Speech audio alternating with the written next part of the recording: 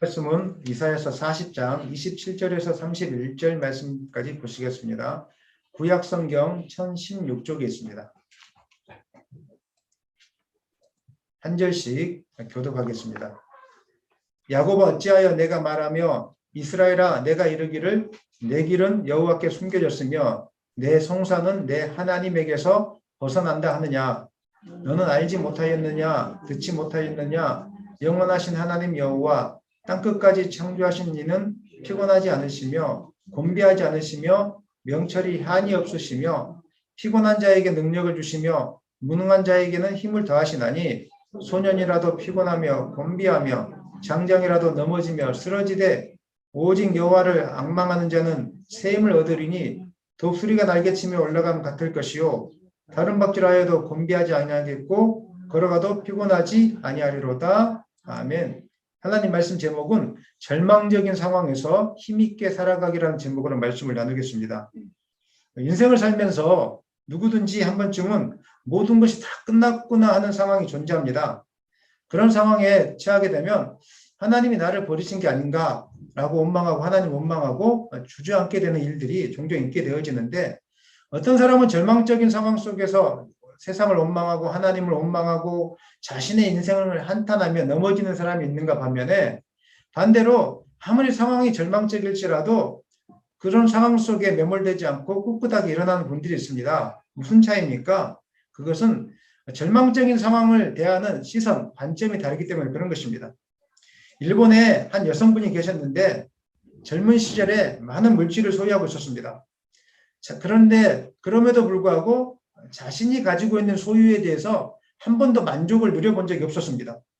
너무 답답하고 만족하지 못하니까 이제 죽어야 되겠다 생각하고 옛날에는 그 전철에 일본은 제가 안 가, 지금 요 최근에 안 가봐서 모르겠지만 안전바 같은 것들이 아마 없었던 것 같습니다. 우리나라도 예전에는 그랬지 않습니까? 안전문 같은 게 없었기 때문에 아마 그런 시절의 일본이었던 것 같은데 그 여성이 죽어야 되겠다. 그렇게 많은 걸 가지고 있었으면서도 죽어야 되겠다 하고 지하철에 뛰어들었습니다. 어떻게 되겠습니까? 이 여인이 만신창이가 됐죠. 양발 다 잘라지고 손 한쪽 왼쪽 손 잘라지고 남아있는 거라곤 손가락 오른쪽 손가락 세 마디밖에 남아있지 않았습니다. 3개. 그런데 놀라운 일이 벌어졌습니다. 자기가 모든 것을 가졌을 때는 만족감이 없었고 늘 불만족 가운데 살았는데 몸이 다 잘려지고 부서지는 상태에서 회복되어지는 과정 속에서 이 여인이 하나님을 만났는지 안 만났는지 모르겠지만 과정 속에서 세상을 보는 관점이 달라졌어요. 아, 이 세상은 살만한 세상이구나. 내가 살아있다는 것 자체가 귀한 거구나. 이것을 깨닫고 나니까 이 절망적인 상황이 절망적인 것이 아니라 세상을 더 힘있게 살아가기 위한 은혜의 상황으로 바뀌게 된 것입니다. 사랑하는 여러분, 환경의 문제가 아니라 환경을 해석하고 바라보는 우리의 눈이, 우리의 관점의 문제라는 것을 이 여인의 모습을 통해서 우리가 깨닫게 되는 것입니다. 오늘 본문 메시지의 핵심이 바로 여기에 있습니다. 아무리 내 인생을 송두리째 날려버릴 것 같은 절망적인 상황 속에서도 하나님을 바라볼 수 있다면, 전능하신 하나님이 나와 함께 계신 것을 볼 수만 있다면 이 절망의 상황이 아니라 은혜의 상황인 것을 여러분 보게 될 것입니다.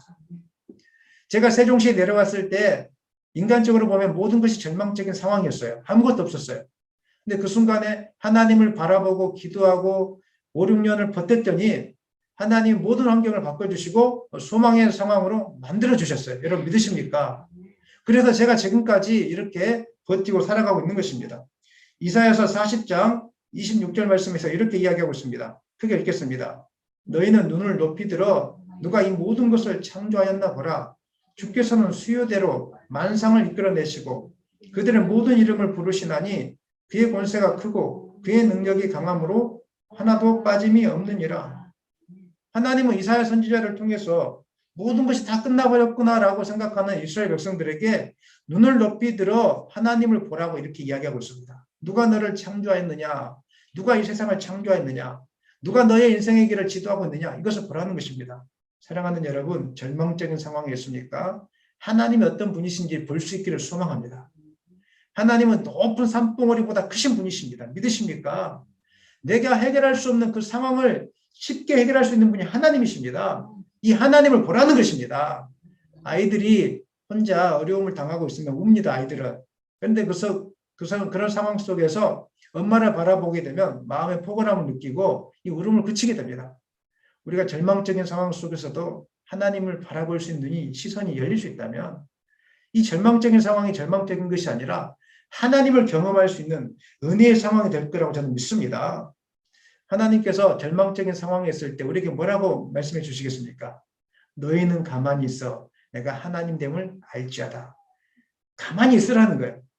절망적인 상황에서 가만히 안 있고 내가 문제를 해결하려고 뛰어다니니까 마음이 괴롭죠. 해결 안 되지 않아요. 내 힘으로 해결 안 되는 것을 내 힘으로 해결하려고 하니까 더 괴로운 거예요, 상황이. 그럴 때 잠잠하게 하나님께 엎드리면 하나님이 해결하시는 것이 보여지게 될 거예요. 그래서 이 하나님의 이름을 찬양하게 될 거예요. 절망적인 상황에서 하나님 볼 수 있기를 예수님의 이름을 축원합니다. 옆에 분에게 축복하십시다. 하나님만을 바라보십시다. 오늘 본문의 배경은 이스라엘 백성들을 향한 선지자 이사야의 예언입니다. 하나님은 이스라엘 백성들이 이제 포로로 끌려간 다음에 어떤 상황에 처해 될지를 다 알고 있었어요.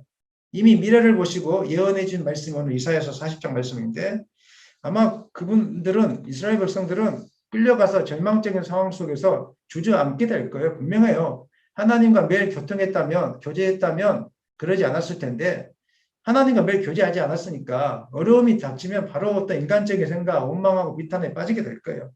하나님 바라보지 못했기 때문에. 세상을 살면서 매일 아침 하나님을 묵상하고 운전하면서 하나님을 바라보고 찬양 부르고 저는 운전할 때 찬양을 많이 부르거든요. 특별히 저는 운전하는 시간은 기도하는 시간이에요. 교회에서도 기도가 잘 되지만 이상하게 운전할 때 기도가 잘 돼요. 운전하면서 자연을 바라보면서 그냥 마음속에 있던 것들을 간절하게 꺼내고 찬양하고 이렇게 하면 얼마나 마음이 편한지 몰라요. 신방 다닐 때도 그렇게 하고 있는데 매일 동행하는 훈련이 되어 있는 사람은 어떤 어려움이 찾아와도 하나님께 맡기면 되겠구나 이런 마음이 듭니다. 하지만 하나님을 알지 못하는 사람들, 하나님과 동행하는 훈련이 되어 있지 않는 사람은 조그마한 어려움이 찾아와도 금세 넘어지게 되는 것입니다. 오늘 시편 57편 6절로 7절 말씀 읽겠습니다. 그들이 내 걸음을 막으려고 그물을 준비하였으니 내 영혼이 억울하도다. 그들이 내 앞에 웅덩이를 팠으나 자기들이 그 중에 빠졌도다. 7절은 조금 뒤에 읽겠는데 시편 57편은 다윗이 사울에게 쫓김을 당하면서 지은 시예요. 얼마나 억울한 일을 많이 당했습니까? 정말 억울하잖아요. 자기는 잘못한 게 없는데 사울의 시기 때문에 생명의 위협을 받았으니까 얼마나 억울해요. 근데 그 순간에 다윗은 그 사울을 바라보지도 않았고 자기의 인생의 처리를 비난하지도 않았어요. 그 순간에 누구를 바라봤냐면 하나님을 바라본 거예요. 이 모든 상황을 정리할 분은 하나님이시다. 나의 인생의 걸음을 인도하시는 분은 하나님이시다. 오늘 하루 살아도 하나님과 동행하면 되는 것이지 내가 뭐 장수하지 못한다고 해서 두려워할 것이 무엇이 있는가? 우리는 건강을 잃어버리면 두려워하기도 해요.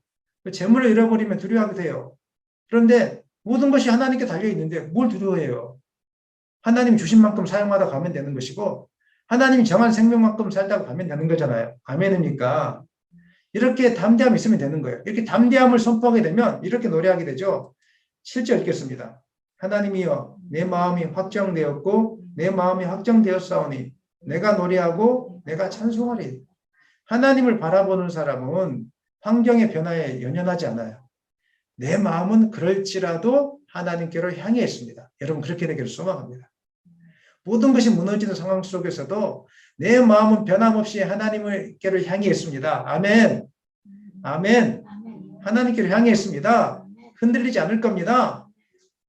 모든 환경들이 다 무너지고 모든 환경들이 내 뜻대로 안 되고 내가 원했던 만큼 돈이 벌려지지도 않고 건강을 소유하지 못할지라도 그럼에도 불구하고 그럴지라도 나는 내 마음은 하나님께로 확정되어 있습니다.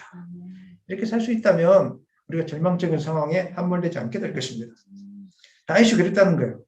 내 마음은 하나님께로 확정되어 있습니다. 우리가 절망적인 상황 속에서 힘있게 살아가기 위한 유일한 해결책은 바로 우리의 시선을 전능하신 하나님께로 돌려드리는 것입니다. 하나님은 포로로 끌려가서 두려워하게 될 이스라엘 백성들을 향하여 절망하지 말고 나를 바라보라.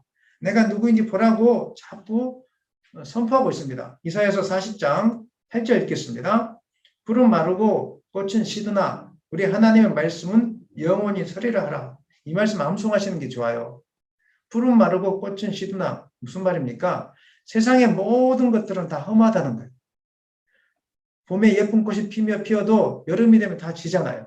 마찬가지로 바벨론이라는 그 세력들이 엄청나게 힘이 있어 보일지라도 언젠가는 다 지는 세력들이에요. 제가 지난번에 말씀드렸지만 여러분들은 바벨론 나라를 기억하고 있습니까? 못하잖아요. 그 나라가 얼마나 강대국이었는지 모르잖아요. 없으니까 지금. 그 당시에는 세계를 제패할 만한 나라였을지는 모를지겠지만 지금 우리가 기억하지 못해요. 보이지 않기 때문에. 마찬가지예요. 여러분이 의지하는 재물, 여러분이 의지하는 건강, 남부로 하는 것들 여러 가지가 있을 거예요. 그 험한 것들인데 우리는 젊은 시절에는 그것들을 잡으려고 자꾸 쫓아가고 있어요. 하지만 기억하셔야 돼요. 아무리 젊은 시절에 화려한 삶을 살았던 사람도 나이가 들면 풀과 꽃처럼 시들게 되는 것이 인생의 법칙입니다. 아무리 유명한 사람일지라도 반드시 사랑하는 사람과 이별을 겪어야 되는 것이고 또 아무리 큰 권력을 갖고 있을지라도 권력이 사라지는 그 쓴맛을 맛보게 돼요. 권력이 얼마나 무서운 것인지 여러분 안 가져봐서 모르시죠? 권력이 있을 때는 사람이 아부하고 뭐 이렇게 거짓말도 하고 막 내 옆에 많이 붙어 있어요. 근데 그 사람이 권력을 잃어버리는 그 순간 사람은 쳐다보지도 않아요. 오히려 배신하고 배반하는 사람들이 권력의 세계의 법칙이에요. 정치인들을 보세요. 어제의 동지가 오늘의 적이 되는 것이고 어제의 적이 오늘의 동지가 되는 것이고 참 보고 있으면 저는 좀 우습기도 해요. 아유, 저 권력이 뭐라고 저거 하나 가지려고 저렇게 간쓸게 다 빼놓고 저렇게 어제의 적을 동지로 만들고 또 동지를 적으로 만들고 한번 봐보세요. 선거가 끝나면 어떻게 상황이 개편되는지. 여러분 살 수 있겠어요?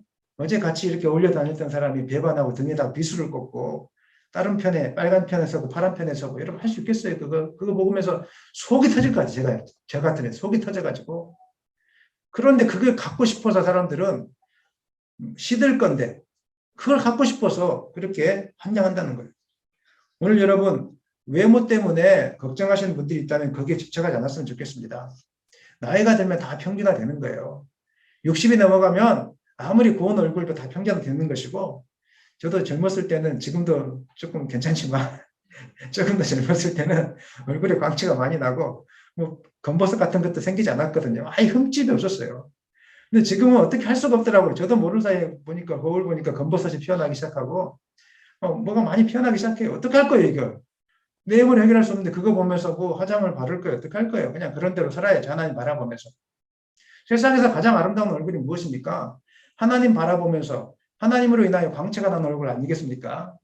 얼굴에 뭐가 피는 거 중요하지 않습니다. 눈이 총명해집니다. 그 사람들은. 성령으로 충만한 사람은 눈이 총명해지고 얼굴에 광채가 나요. 얼굴이 밝아요. 진짜로. 성령이 함께 하기 때문에. 그 얼굴이 아름다운 얼굴이죠. 여러분 그런 얼굴을 소유하기를 소망합니다. 이때는 아멘 한번 해주셔야 돼요. 고급 화장품으로 안 되는 그런 얼굴들 아무리 비싼 화장품 몇백만 원짜리 그거 가지고 되지 않습니다. 그냥 성령이 충만하고 하나님과 교제하면 얼굴에 광채가 나요. 은혜의 얼굴이 되는 거예요. 보고 싶은 얼굴이 되는 거예요. 이렇게 마르고 시들어가는 것에 집착하면 그 인생은 소망이 없는 인생이 되는 것이고 절망적인 상황 속에서 일어나지 못한 인생이 되는 것입니다. 그러나 시들고 마르는 것이 아니라 영원히 시들고 마르지 않는 하나님께 소망을 두는 사람은 아무리 절망적인 상황이 온다고 할지라도 넘어지지 않을 것입니다.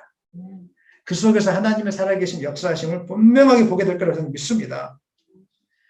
아무리 이렇게 이야기해줘도 사람들이 깨닫지 못하고 듣지 않기 때문에 하나님은 이사야 선지자를 통해서 강력하게 얘기해 준 거예요.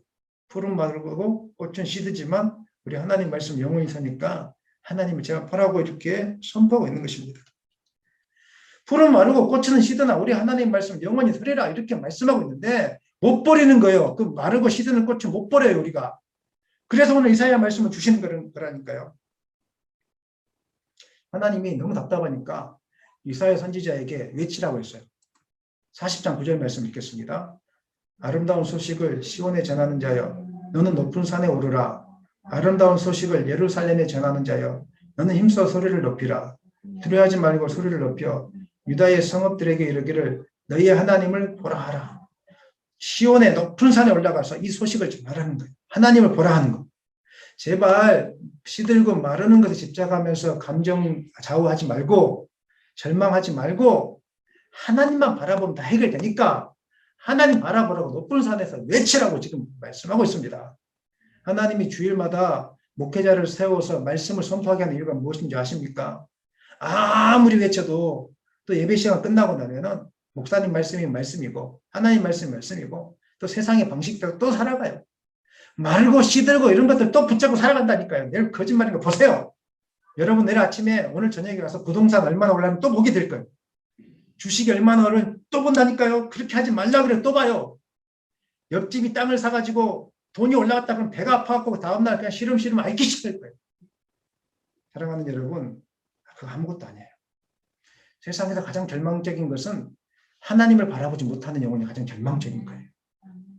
세상에서 가장 행복한 인생은 아무리 가난하고 몸이 병들어도 하나님을 바라보는 인생인 것을 믿으시기 바랍니다. 이 세상 영원하지 않습니다. 이제 우리는 앞뒤 순번이 정해져 있지 않아요. 나이가 많다고 해서 일찍 가고 그런 거 없습니다. 나이가 젊다고 해서 늦게 가고 그런 거 없어요. 언제 우리는 갈지 몰라요. 항상 겸손해야 돼요. 항상 준비해야 돼요. 시들고 마르는 것을 붙들지 마십시오. 영원하지 않은 이 세상의 것을 붙들지 마시고 하나님 나라를 준비하는 천국을 준비하는 그런 인생이 되기를 소망합니다. 그 인생이 가장 힘 있는 인생이고 소망 있는 인생이에요. 여기 젊은 우리 집사님들 자녀를 키우고 있잖아요. 한번 물어보겠습니다. 여러분 평생 동안 자녀를 책임질 수 있으시겠어요? 없습니다. 근데 왜 자녀를 책임지려고 하세요? 책임지려고 하니까 마음이 괴로운 거예요. 제가 깨달은 사실, 우리 자녀를 키우면서 깨달은 사실은 부모가 해줄 수 있는 건 기도밖에 없어요. 기도해주면 하나님 역사하십니다. 아멘입니까? 저는 전국으로 신방 다니면서 많은 분들을 하늘나라 보냈는데 그 하늘나라 보내신 권사님들이 저한테 부탁한 게 있어요. 우리 아들 천국 가기를 기도해달라고. 제 머릿속에 되네요. 몇 달 전에도 하늘나라 가신 분이 있거든요. 근데 그 아들이 하나님을 안 믿어요. 그러면 제가 기도해요. 권사님 듣고 계시죠? 하면서 하나님 누구 아들 오늘 권사님 기도 제목인데 꼭 예수님 믿고 천국 가게 도와달라고. 저는 하나님도 듣고 있을 거라고 생각하고 그 권사님도 듣고 있을 거라고 생각해요. 그 권사님 그럴 거예요. 예수님 와가지고 저 땅에 이성호 목사라는 사람이 있는데 이 사람이 너 아들을 놓고 기도하고 있다. 내가 천국 갈 수 있도록 성령으로 역사해 줄게. 그러지 않을까 이런 좀 거룩한 상상을 제가 해보거든요.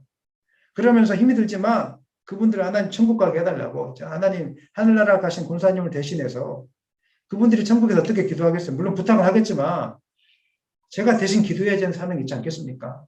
제가 그런 기도의 사명을 가지고 마치 권사님 살아있는 거잖아요. 제가 날마다 기도해요. 하나님 그 권사님 아들 자녀들 하나님 만나게 해달라고.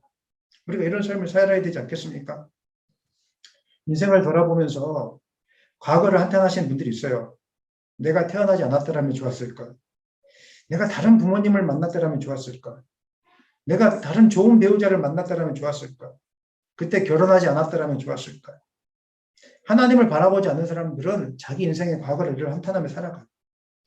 그러나 똑같은 아픔과 상처를 가지고 있는 사람일지라도 그의 시선이 하나님께로 향해 있는 사람은 지나온 아픔과 상처 또한 하나님이 나를 다듬어 가기 위한 과정이었다고 고백하게 돼요. 아, 하나님이 나를 다듬어 주기 위해서 그리고 나에게 복 주기 위해서 그런 상처와 아픔을 갖게 만들었구나 이렇게 생각하게 한다니까요. 그런데 하나님께로 시선을 돌리지 못한 사람들은 늘 과거를 한탄해요. 아이고 그때 그 집을 샀어야 되는데 아이고 그때 그 집을 팔았어야 되는데 아이고 내가 그때 그 주식을 살 걸 아이고 그때 주식을 팔 걸 이렇게 하다가 인생이 끝나는 거라니까. 하나님께로 시선이 돌려 있지 않습니까? 창세기에 나온 요셉을 보십시오. 그는 청소년기, 청년기를 뭔가 상처투성이로 보냈어요. 만약에 제가 요셉이었다면 어떻게 보냈을까라는 생각을 저도 해볼 때가 있습니다. 저는 과연 아무 말 하지 않을까? 그렇지 않을 것 같아요. 저도 그런 일을 겪으면 속이 상하는데 왜 저렇게 사람들이 살까? 진실하지 못할까? 속이 상하는데 요셉은 형들한테 배신당했잖아요. 그 다음에 애굽에서 또 배신당하고 얼마나 속이 상했을까? 요셉은 속이 상하다고 뭐 가끔씩은 이야기했을지 모르겠지만 성경에 기록되지 않았기 때문에 인간이니까 속이 상했겠죠. 조금씩은. 하지만 그때마다 하나님께로 시선을 향해 돌렸어요. 그리고 속상하다는 말을 하지 않았어요. 형들을 만났을 때 뭐라고 이야기했습니까? 창세기 45장 5절 읽겠습니다. 당신들이 나를 이곳에 팔았다고 해서 근심하지 마소서. 한탄하지 마소서. 하나님이 생명을 구원하시려고 나를 당신들보다 먼저 보내셨나이다. 아멘. 요셉이 총리가 되었기 때문에 이렇게 고백하는 게 아닙니다. 그가 젊은 시절부터 하나님을 바라보지 않고 가슴에 상처를 안고 있다가 총리가 되었다면 그가 가진 권력과 힘으로 보복했을 거예요. 요즘 정치인들 그렇잖아요. 권력과 힘을 갖게 되면 보복하는 것부터 먼저 하잖아요. 요셉이 하나님을 바라보지 않고 상처를 품고 애굽의 총리가 되었다면 형들을 잡아다가 다 감옥에 넣어버리고 자기를 괴롭게 했던 그 사람들 주변에 그 모략꾼들을 다 잡아다가 감옥에 집어넣었을 거예요. 근데 요셉은 오늘 결론의 말씀을 보니까 그렇지 않았어요. 매일 하나님과 동행했어요.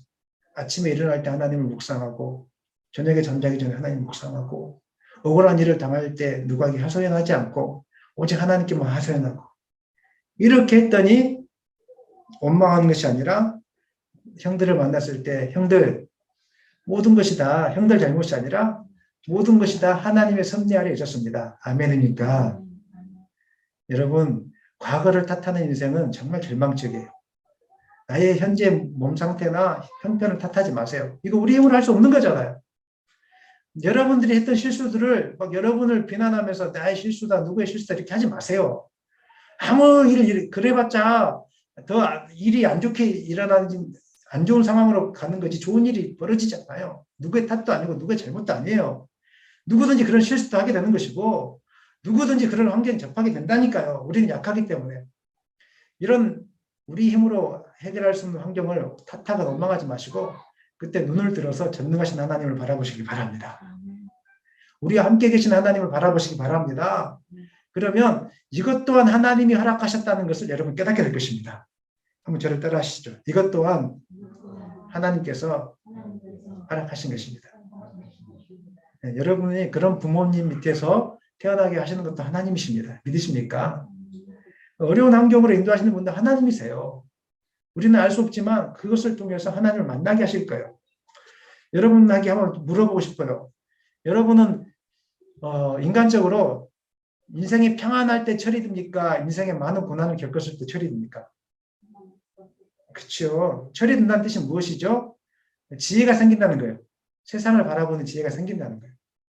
근데 평안한 삶을 살면 이런 지혜가 생기지 않아요. 고난을 통해서 생기거든요. 아, 이렇게 하면 안 되겠구나. 이런 거에 우리가 매이지 말아야 되겠구나. 하나님을 믿는 믿음도 마찬가지입니다. 우리는 평안하면서 하나님을 잘 믿기로 원해요. 근데 성경은 그런 것은 존재하지 않는다고 이야기하고 있습니다. 어떤 사람이 하나님을 깊이 만납니까? 병들고 연약하고 가난하고 이런 사람들이 하나님을 진짜로 만납니다. 왜? 하나님은 고난을 통해서 하나님의 살아계심을 경험하게 하시는 분이시기 때문에. 여러분이 다 모든 게 풍족해서 하나님이 필요 없는데 어떻게 하나님의 살아계심을 나타내 보여줄 수 있겠어요? 우리 애들이 자기들이 똑똑해갖고 잘 사는데 부모의 필요성이 필요 없죠. 부모님의 필요성을 어떻게 원할 거예요? 못 느끼잖아요. 자기들이 연약하고 힘이 없으니까 엄마 아빠 바라보잖아요. 근데 어느 순간 힘이 있게 생각하면 엄마 아빠 찾지 않습니다. 힘이 생기기 시작하면 다 자기들이 잘나서 다 큰 줄 알고 분상이 그렇죠? 부모의 고마움을 모르고 다 지들이 힘이 있어서 그렇게 큰 줄 알고 한때 교만한 시절을 지내요. 그러다가 이제 본인들도 나이가 들어가고 부모님 하늘나라 가거나 그때 그랬다고 한탄하면서 이런 과정들을 겪는 게 어리석은 인생들 아니겠습니까? 사랑하는 여러분, 우리 삶이 힘든 이유는 다른 데 있지 않습니다. 하나님을 바라보지 않기 때문에 우리 삶이 지금 힘든 것입니다. 고난이 힘든 것이 아니라 내 인생 가운데서 하나님이 보여지지 않는 것이 진짜 힘든 것입니다. 절망적인 상황이 힘든 것이 아니라 절망적인 상황 속에서 하나님을 바라보지 못하는 것이 우리를 더 힘들게 만든 것이라는 것입니다. 사랑하는 여러분, 우리가 절망적인 상황 속에서도 바라봐야 될 것은 오직 살아계신 하나님이시라는 걸 여러분 기억하시길 바랍니다. 옆에 분에게 축복하십시다. 한 번 더. 살아계신 하나님을 바라보십시다. 시작. 살아계신 하나님을 바라보십시다. 이사야 선지자는 하나님께서는 이사야 선지자를 통해서 우리 하나님 어떤 분이신지를 다시 한 번 더 기억하게 해주고 있어요. 이사야서 40장 15절 읽겠습니다. 보라, 그에게는 열방이 통에 한 방울 물과 같고 저울의 작은 티끌 같으며 섬들은 떠오르는 먼지 같으리니. 하나님 어떤 분이라고요? 창조주 하나님 앞에서 이 세상과 인생이 얼마나 보잘것없는 존재인지를 비유적으로 지금 말씀하고 있습니다. 하나님이 얼마나 크신지 세계 모든 나라들을 합쳐 놓아도 통 안에 물 한 방울밖에 되지 않는데요. 여러분, 통 안에 물 한 방울 기억이 되세요? 큰 통 안에 물 한 방울 기억도 안 나잖아요. 그게 있는지 없는지도 모르잖아요. 하나님 볼 때 세상이 그렇다는 거예요. 하나님 볼 때 여러분이 두려워하는 위대한 권력자나 어떤 위대한 힘을 가진 나라일지라도 통 속에 물 한 방울밖에 되잖아요. 여러분들은 지금 가지고 있는 고민들이 있을 거 아니에요. 여러 가지 뭐 자녀에 대한 고민들, 또 물질에 대한 고민도 있을 거 아니에요. 우리는 그게 엄청 커서 막 두려워하잖아요. 근데 하나님 보시기에는 그거 아무것도 아니야. 아무것도 아니야. 걱정하지 마. 우리 하나님 불면 다 해결돼. 믿으십니까? 아멘도 좀 하십시다. 믿으십니까? 우리 하나님 보시기에는 그거 아무것도 아니라는 거예요. 근데 왜 하나님 앞에 나와서 기도하지 않느냐는 거예요. 하나님만 바라보고 기도하면 하나님이 해결해 주시는데 왜 기도하지 않고 왜 엎드리지 않고 또 인간적인 방법을 쫓아가고 있느냐고 성경은 우리에게 지금 말씀하고 있는 것입니다. 하나님은 세상의 티끌보다 못한 우리를 상대해 주고 계세요. 우리가 조금 높은 자리에 올라가면 우리보다 못한 사람들을 상대하기 싫어하잖아요. 그렇지 않습니까? 사실 그런 마음이 있어요. 무시하는 마음. 그런 놀라운 것은 하나님은 우리를 그렇게 대하지 않으세요. 티끌보다 못한 존재를 만나주시고 티끌보다 못한 존재를 기억하시고 티끌보다 못한 존재를 사랑해 주세요.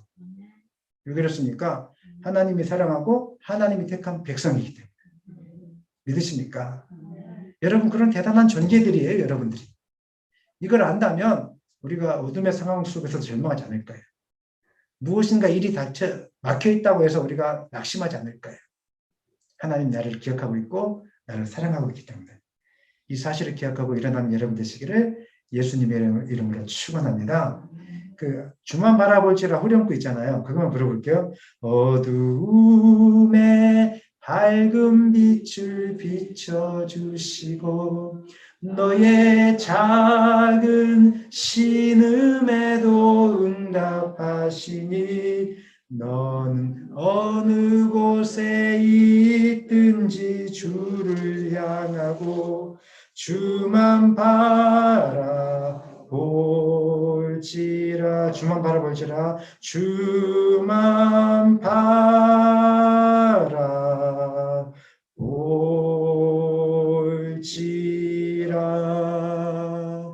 여러분, 주만 바라보시기를 바랍니다. 하나님 늘 이렇게 이야기하세요. 나만 바라봐, 나만 바라봐. 근데 우리가 주만 바라보지 못하는 때가 많이 있어요. 왜 그럴까? 왜 그럴까? 그 이유는 인생을 살아오면서 여러 가지 상처들 때문에 상처들로 인해 생긴 하나님에 대한 오해 때문에. 여러분들은 하나님을 어떻게 생각하세요? 이렇게 생각하신 적 없으세요? 하나님 정말 계십니까? 하나님이 계시다면 나를 이렇게 인도할 수 있습니까? 하나님이 계시다면 우리 가족을 이렇게 인도할 수 있습니까? 이런 고백들을 가끔씩 한 적이 있지 않습니까? 왜 그럴까? 하나님에서 오해하고 있기 때문에. 하나님이 어떤 분이신지 잘 모르기 때문에. 이스라엘 백성들도 그랬다니까요. 하나님이 어떤 분인지 모르기 때문에 하나님을 오해하니까 하나님을 향하여 한탄하 원망했어요. 그래서 이렇게 이야기하고 있어요. 40장 17절 말씀 읽겠습니다. 40장 27절입니다. 야곱아 어찌하여 내가 말하며 이스라엘아 내가 이르기를 내 길은 여호와께 숨겨졌으며 내 송사는 내 하나님에게서 벗어난다 하느냐. 이스라엘 백성이 한탄했어요. 여러분의 한탄의 소리가 여기 담겨 있어요. 하나님 살아계십니까? 하나님 정말 살아계시다면 이렇게 할 수는 없죠. 도대체 우리 가정을 이렇게 망가지게 내버려 둘 수는 없는 거잖아요. 하나님 이렇게 원망한다니까요. 그래서 하나님은 야곱아, 그 뒤에는 또 이스라엘아 이렇게 부르고 있어요. 그것은 이스라엘 백성들이 하나님을 너무 오해하고 있기 때문에 아파서. 부모님들이 자녀를 바라볼 때 언제 마음이 아프세요? 자녀들이 나를 오해할 때. 내가 말 한마디 툭 던졌는데 그걸 오해해가지고 마치 부모가 큰 죄를 지은 것처럼 이렇게 오해할 때 정말 부모의 마음을 속이 상하거든요. 하나님도 마찬가지죠. 이스라엘 백성들은 바벨론 포로로 끌려가서 원망했어요. 하나님이 살아계시다면 우리를 왜 포로로 끌려갔습니까? 아니 빨리 포로에서 해방시켜주지 않고 70년이 무엇입니까 도대체? 이렇게 오랜 세월 동안 우리를 이렇게 힘들게 만드십니까? 적당히 좀 하시지 하나님. 근데 이스라엘 백성들은 자기 형편과 처지를 기억하지 못했던 거예요. 이스라엘 백성들이 왜 바벨론 포로로 끌려갔습니까? 하나님의 실수해서 그런 겁니까? 아니지 않습니까? 하나님은 복을 주시기를 원했어요. 근데 그들이 길을 닫고 하나님과 반대되는, 하나님 말씀과 반대되는 길을 하고 악한 길에 서 있었기 때문에 그들의 탐욕과 교만 때문에 이스라엘 백성이 망가지게 된 것이고 포로 생활을 하게 됩니다. 인생을 되돌아보면 우리가 고난 속에 처해지는 경우는 하나님의 섭리 가운데도 있지만 많은 경우 내 안에 탐심 때문에 그런 경우들이 많습니다. 내 안에 교만 때문에 그런 경우들이 많습니다. 하나님을 찾고 엎드리라고 하는데 듣지 않고 하나님을 찾지 않고 내가 해결해 보려고 하고 내가 조금만 더 노력해서 잘 먹고 잘 살려고 하고 하나님의 음성을 듣지 않고 세상에 욕심을 가지고 있고 내려놔라, 내려놓으면 더 편해진다, 내려놔라, 그러면 내가 다 해결해 줄게 이렇게 하고 있는데 그렇게 하지 않고 살다가 말씀 안 듣고 살다가 이제 피폐해지고 망가지면 마지막 가서 하는 말이 하나님 살아계시면 어떻게 이럴 수 있습니까? 라고 대부분의 사람들이 이렇게 고백하고 있다는 거예요. 하나님 너무 잔인하세요. 혹시 여러분 세상이 돌아가는 걸 보면서 세상이 하나님이 너무 잔인하다고 느껴본 적이 없으세요? 저는 목회하면서 그런 이야기를 많이 들었어요. 목사님, 하나님 너무 잔인한 것 같아요. 어떻게 하나님 살아계시다면 아프리카의 아이들이 저렇게 굶어 죽어가지고 내버려 둘 수 있어요.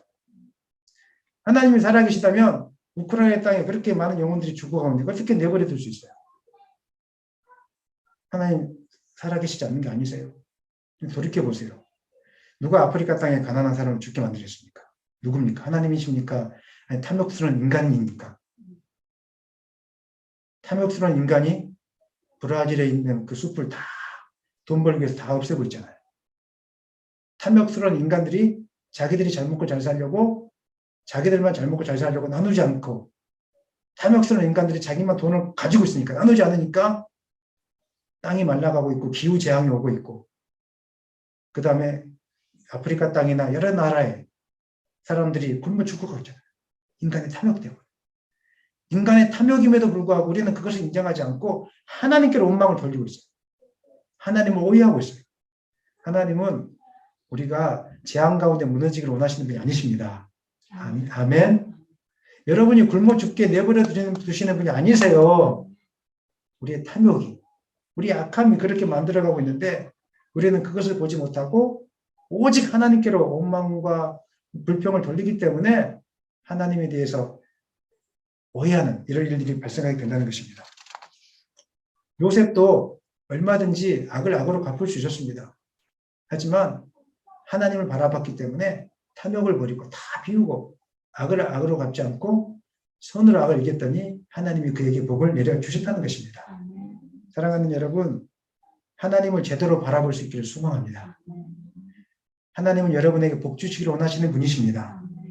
이 하나님을 제대로 바라보려면 나의 연약함과 내 안에 있는 탐심을 다 주님 앞에 내려놓고 회개하는 것이 먼저 돼야 될 줄 믿습니다. 다 내려놓으셔야 돼요. 그리고 회개해야 돼요. 하나님 내가 잘못 살았습니다. 내가 잘못 산 것이 너무 많습니다. 다 내 탓입니다. 이렇게 하고 나면 그 다음부터 하나님이 온전히 보여지기 시작해요. 아, 옛날 과거로부터 하나님이 끊임없이 나를 붙들고 있었는데 하나님이 나에게 돌아오라고 수없이 이야기해 줬는데 내가 안 들어서 이렇게 살아왔구나. 이걸 깨닫게 되는 거예요. 이사야서 40장 28절 상반절 빨간 글씨만 읽겠습니다. 너는 알지 못하였느냐? 듣지 못하였느냐? 무슨 말입니까? 교만한 마음과 상처받은 편견으로 하나님을 바라보지 말고 정신을 똑바로 차리고 하나님이 어떤 분이신지 보라는 거예요. 너는 알지 못하였느냐? 듣지 못하였느냐? 하나님이 어떤 분이신지 절망적인 상황 속에서 정신을 차리고 보라는 거예요. 여러분 정신 한번 차리고 하나님이 어떤 분이신지 생각해 보십시오. 하나님 복 주시기를 원하십니다. 하나님은 여러분을 한 번도 포기한 적이 없으신 분이십니다. 아멘. 그렇다면 여러분의 길을 인도해 주실 거예요. 머리카락 한 카락도 세시는 분이 여러분의 형편을 모르시겠습니까? 다 알고 계시죠. 문제는 우리의 교만이 하나님을 찾지 않았기 때문에 이런 어려움 속에서 절망하고 좌절하고 넘어지게 되는 것입니다. 우리 하나님 어떤 분이십니까? 28절, 29절 읽겠습니다.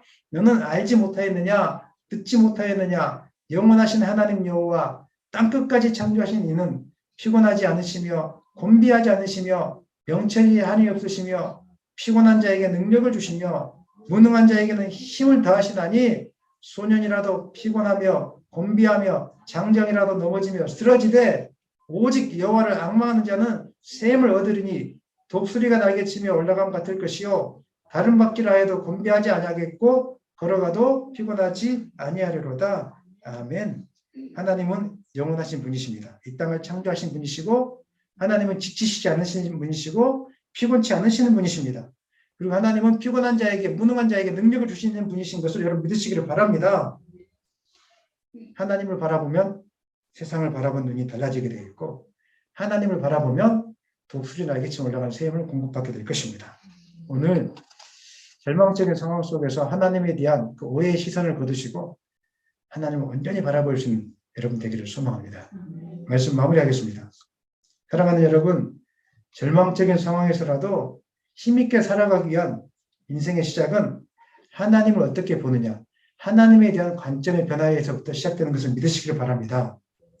영원하신 하나님은 어떤 환경에서라도 우리와 영원토록 함께 하시는 분이시고 우리를 지켜주시는 분이시고 우리에게 살 힘을 허락하여 주시는 분이십니다. 그러므로 절망적인 상황 속에서 오직 하나님만을 바라보심으로 독수리 날개처럼 올라가는 새 힘을 공급한 여러분 되시기를 예수님의 이름으로 간절히 축원합니다.